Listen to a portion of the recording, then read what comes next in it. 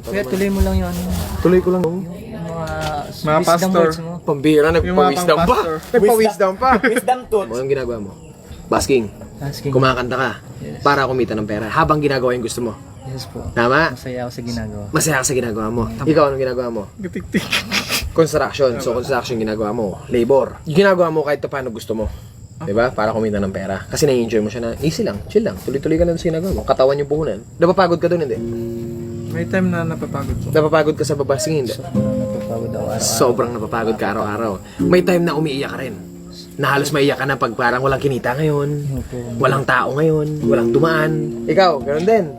Di ba? Nakakapagod. Nakakapagod magbuhos, etc. Di ba? Tapos ganito. Tapos minsan sobrang init, sobrang ganito. Maiiyak ka. Pero kinabukasan, yun pa rin yung ginagawa mo, di ba?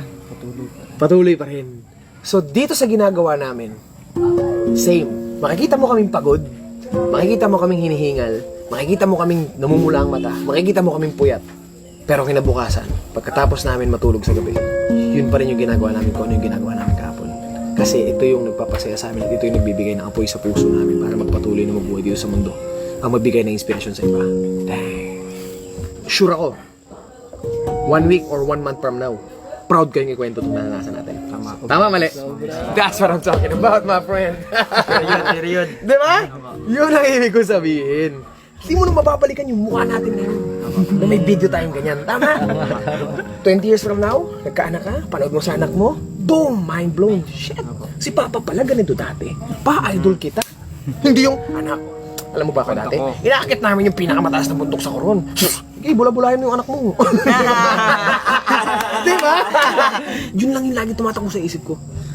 Yung magiging anak nito, magiging anak ni Jadon, magiging anak nito ni Kamanggan, ni Doming. Yun ang tumatakbo sa isip ko, yung magiging kaapu-apu-apu-apuhan eh. Sisiguraduhin kong kilala ako ng kahit apo ko sa Ingron.